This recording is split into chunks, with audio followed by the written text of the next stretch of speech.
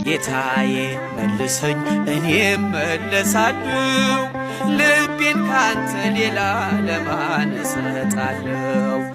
አይኖች የሚሞሉ የጸጸትን እንባ ደግሞም ተመልሼ ወደ እቅፍ ልግባ ደግሞም ተመልሼ ወደ ቤት ልግባ እረኛዬ እረኛዬ